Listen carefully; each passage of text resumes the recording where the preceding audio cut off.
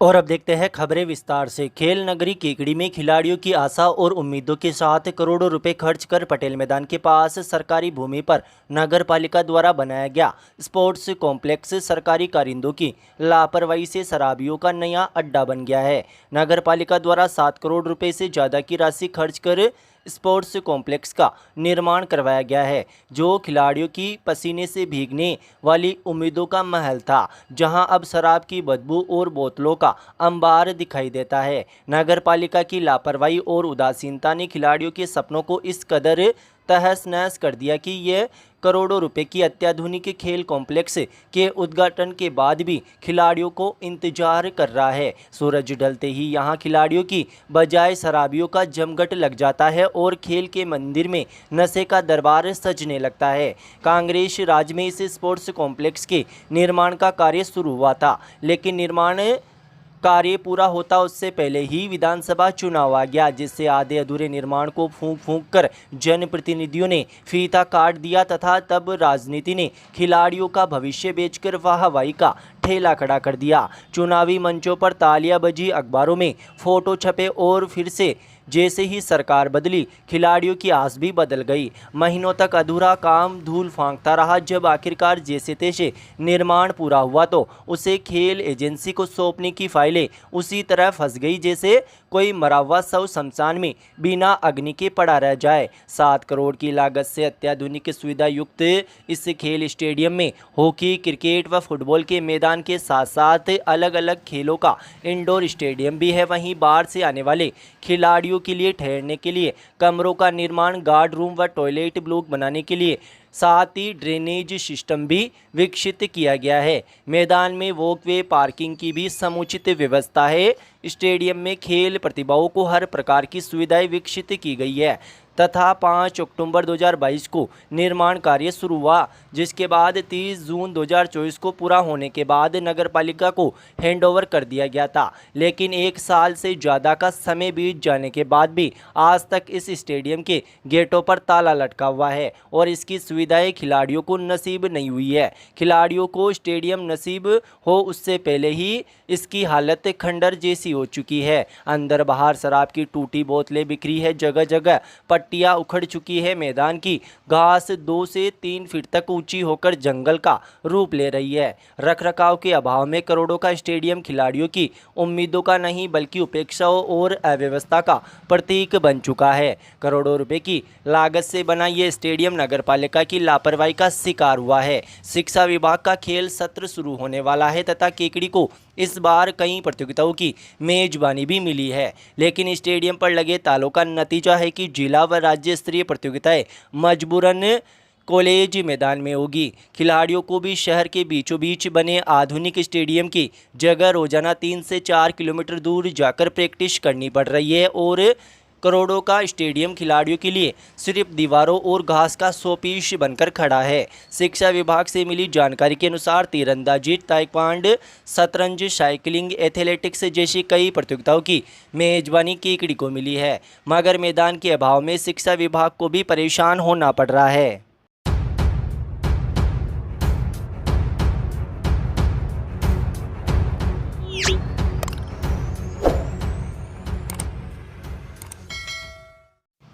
राजकीय जनजातीय आवासीय विद्यालय गिरवरपुरा के भवन निर्माण कार्य में घटिया सामग्री लगाए जाने को लेकर ग्रामीणों में रोष व्याप्त है। ग्रामीणों ने आरोप लगाया कि जैन मेसर्स कंस्ट्रक्शन कंपनी को आवासीय विद्यालय भवन बनाने का ठेका मिला है, लेकिन कंपनी द्वारा निर्माण मानकों की धज्जियां उड़ाई जा रही है। ग्रामीणों का कहना है कि 14 करोड़ 35,46,000 रुपये की लागत से बन रहा ये भवन बच्चों के भविष्य से जुड़ा है, किंतु नींव की गहराई तक मानकों का पालन नहीं किया गया। नींव में मिट्टी साफ साफ नजर आ रही है। घटिया क्वालिटी की सामग्री का उपयोग कर निर्माण को असुरक्षित बनाया जा रहा है। ग्रामीणों का आरोप है कि ठेकेदार को चेतावनी देने के बावजूद भी सुधार नहीं हुआ है, उल्टा रात के अंधेरे में कार्य कराया जा रहा है ताकि खामियों को छुपाया जा सके। उन्होंने चेतावनी दी कि जल्द ही घटिया सामग्री का उपयोग बंद नहीं हुआ तो अजमेर कोटा स्टेट हाईवे पर जाम लगाया जाएगा। ज्ञापन देने वालों में नापाखेड़ा के पूर्व सरपंच तूफान मीणा, मथुरालाल प्रतिहार, कैलाश चंद्र, शिवराज नेता,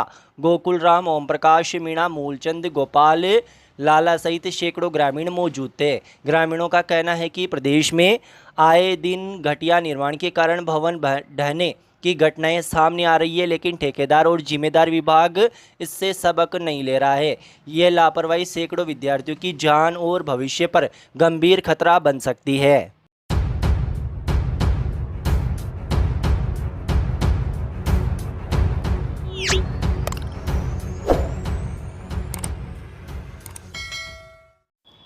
केकड़ी शहर पुलिस थाना ने चोरी के मामले में एक आरोपी को गिरफ्तार कर उसके पास से चोरी की रकम व चोरी में प्रयुक्त बाइक बरामद की है। थानाधिकारी कुसुमलता मीणा ने बताया कि गत 23 जुलाई 2025 को रूपनिवास निवासी देवीलाल मोगिया पुत्र भुवाना ने रिपोर्ट दर्ज करवाई कि 19 जुलाई को उसकी तबीयत खराब होने पर परिवार वाले उसे इलाज के लिए केकड़ी लेकर आए थे।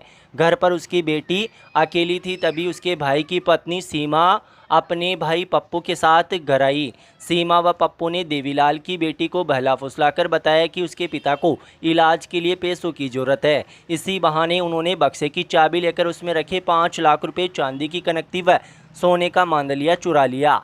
मामला दर्ज होने के बाद पुलिस की टीम ने गहनता से जांच पड़ताल की और टोंक के सांकड़ी गांव से पप्पू पुत्र पांचू मोगिया को धर दबोचा। पूछताछ में आरोपी ने जुर्म स्वीकार कर लिया है। पुलिस ने आरोपी की निशानदेही पर सांकड़ी गांव में जमीन में गाड़ रखी चोरी की रकम 4,36,500 रुपये बरामद कर लिए है। पुलिस ने वारदात में प्रयुक्त बाइक भी जब्त कर ली है। पुलिस ने बताया कि इस चोरी में आरोपी की बहन सीमा भी शामिल है। कार्रवाई करने वाली टीम में थानाधिकारी कुसुमलता मीणा के साथ कांस्टेबल पंकज, रामराज, तेजमल व नीरज शामिल है।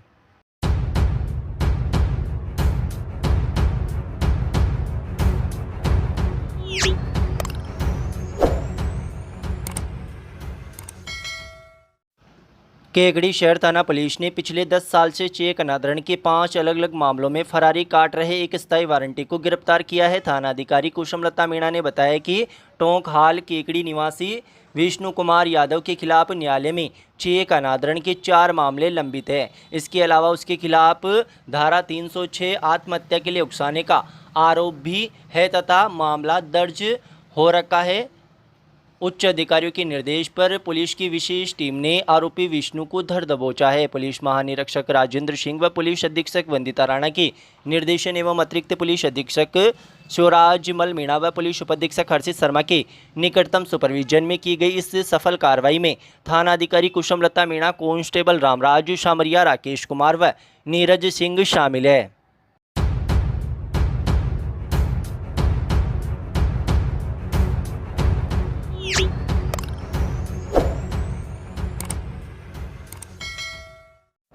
राजकीय उच्च माध्यमिक विद्यालय नागोला में एक शिक्षक की क्रूरता का मामला सामने आया है। प्रथम टेस्ट में कम नंबर आने पर कक्षा 10 के छात्र को शिक्षक ने लात घूंसू से बेरहमी से पीटा, जिससे छात्र की कमर पर चोट के गहरे निशान बन गए। घटना के बाद परिजन छात्र को बिनाई अस्पताल ले आए, जहां इलाज के बाद परिजन ने बिनाई थाने में शिक्षक दीपक के खिलाफ मारपीट व गाली गलौज करने की रिपोर्ट दी है। छात्र की मां ने शिकायत में बताया कि शिक्षक ने उनके बेटे के सिर, हाथ, कमर व पैरों पर बुरी तरह से मारपीट की, जिससे उसके गंभीर चोटें आई। जब परिजन ने शिक्षक से इस बारे में बात की तो शिक्षक ने उन्हें धमकी देते हुए कहा कि तू चाहे तो जहां शिकायत कर ले, मेरा कोई कुछ नहीं बिगाड़ सकता। इस घटना से ग्रामीणों में आक्रोश व्याप्त है। उन्होंने शुक्रवार को स्कूल के मुख्य गेट पर ताला लगाकर विरोध प्रदर्शन करने की चेतावनी भी दी है। इस मामले में विद्यालय की प्रधानाचार्य रचना गौड़ का कहना है कि सभी विद्यालय विद्यार्थियों का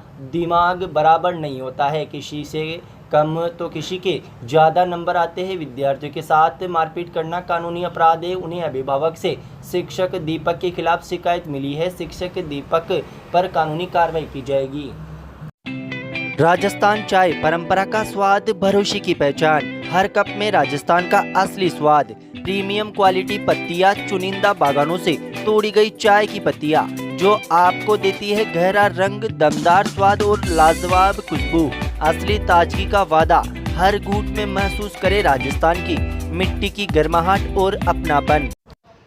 प्रदेश भर में अधिवक्ताओं पर बढ़ते हमलों से आक्रोशित अधिवक्ताओं ने बार अध्यक्ष मनोज आहूजा के नेतृत्व में मुख्यमंत्री के नाम उपखंड अधिकारी को ज्ञापन सौंपा है। अधिवक्ताओं पर बढ़ रहे हमलों को लेकर अधिवक्ता समुदाय ने ज्ञापन के माध्यम से गहरी चिंता व्यक्त की है। अधिवक्ताओं का कहना है कि आए दिन हो रहे हमलों के बावजूद दोषियों के खिलाफ प्रभावी कार्रवाई नहीं होने से आरोपियों के हौसले बुलंद है और अधिवक्ता अपने आप को असुरक्षित महसूस कर रहा है। ज्ञापन में बताया कि जयपुर में हाल ही में एक अधिवक्ता पर प्राणघातक हमला किया गया, जिसकी रिपोर्ट संजय सर्किल थाना जयपुर नॉर्थ में दर्ज होने के बाद भी अब तक दोषियों पर कार्रवाई नहीं की गई है। इससे पहले ब्यावर में भी अधिवक्ता पर हमला हो चुका है। बार अध्यक्ष मनोज आहूजा ने कहा कि राज्य भर में अधिवक्ताओं पर हमले हो रहे हैं, जिससे सुरक्षा खतरे में है। अधिवक्ताओं की सुरक्षा के लिए राज्यपाल के समक्ष विचाराधीन अधिवक्ता संरक्षण अधिनियम को शीघ्र लागू करवाया जाए। साथ ही अधिवक्ताओं पर हमले करने वाले आरोपियों को तत्काल गिरफ्तार कर कठोर दंड दिया जाए। अधिवक्ताओं ने चेतावनी दी कि यदि शीघ्र प्रभावी कार्रवाई और कदम नहीं उठाया गया तो समुदाय आंदोलन का रास्ता अपनाएगा। ज्ञापन सौंपने के दौरान बार अध्यक्ष मनोज आहूजा, उपाध्यक्ष शिवप्रसाद पराशर, महासचिव मुकेश शर्मा, चेतन दाबाई, नवल किशोर पारिक, सलीम गोरी, रामोतार मीणा, निशार अहमद, अर्जुन सिंह शक्तावत, इमरान खान, अनिल शर्मा, इमदाद अली, दिनेश टांक, महेंद्र चौधरी, शिवप्रकाश चौधरी, लोकेश शर्मा, मुकेश गुजर, अभिनव अग्रवाल, नेमीचंद चौधरी आदि मौजूद।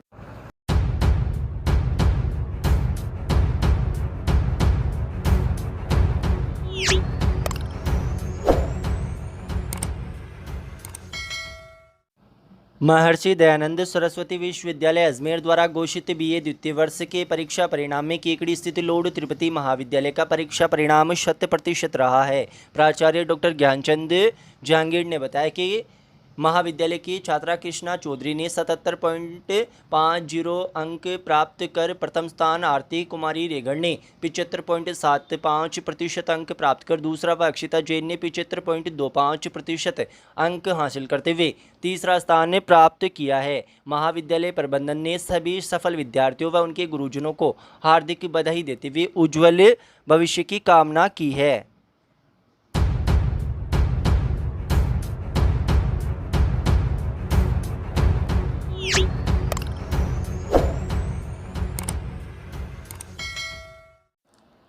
भाद्रपद मास के कृष्ण पक्ष की द्वादशी तिथि पर बच्छ बारस या गोवत्स द्वादशी का पर्व मनाया गया। नगर में सुबह से ही महिलाएं पारंपरिक वेशभूषा में मंगल गीत गाकर पर्व मनाया। उन्होंने विधि विधान से गाय और बछड़े के भाल पर तिलक लगाकर पूजन किया। मोहल्लों में घरों के आगे गोबर से तलाई बनाकर जल भरा गया। महिलाओं ने बच्चे बारस की कथा का श्रवण किया, गायों को चुनरी उड़ाकर आरती उतारी। इस पर्व पर गाय के दूध से बने उत्पादों का उपयोग नहीं किया जाता है। गेहूं, चाकू व धारदार वस्तुओं का प्रयोग भी वर्जित है। लोग बाजरा व मक्का से बने खाद्य पदार्थ ग्रहण करते हैं। पौराणिक मान्यता के अनुसार भगवान श्री कृष्ण के जन्म के बाद माता यशोदा ने इस दिन गौ माता का पूजन किया था। श्री कृष्ण ने नंगे पांव गोपालन कर गोपाल नाम पाया। वे गोकुल में गो रक्षा हेतु अवतरित हुए। धार्मिक ग्रंथों के अनुसार गौ माता में सभी तीर्थों का वास होता है। उनके दर्शन मात्र से ही वह पुण्य प्राप्त होता है, जो बड़े बड़े यज्ञ और दान से भी दुर्लभ है। एक दिन गाय और बछड़े की पूजा कर परिवार की समृद्धि और संतान के दीर्घायु जीवन की कामना की जाती है।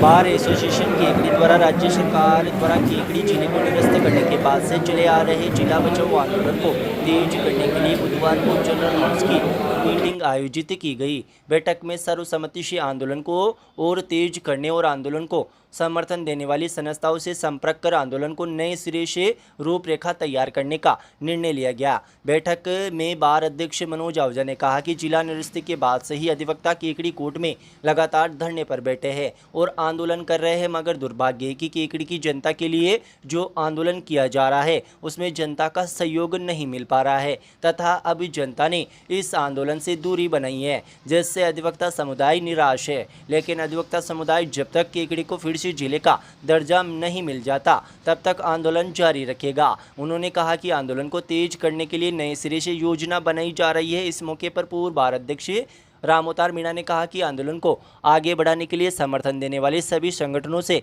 संपर्क किया जा रहा है तथा आगामी 28 अगस्त को ब्लैक डे मनाया जाएगा। बैठक में अधिवक्ता नवल किशोर पारिक, कालूराम गुर्जर, पवन सिंह भाटी, सीताराम कुमावत, मुकेश गुर्जर, लतीफ़ मोहम्मद ने भी संबोधित किया और अपने सुझाव रखे। बैठक में महासचिव मुकेश शर्मा, पूर्व बार अध्यक्ष भूपेंद्र सिंह राठौड़, नवल किशोर पारिक, सलीम गोरी, लोकेश शर्मा, लक्ष्मी चंद मीणा, पवन सिंह भाटी, विजेंद्र पारासर, मुरलीधर शर्मा, अनिल शर्मा, रोडुमल सोलंकी, इमदाद अली आदि मौजूद थे।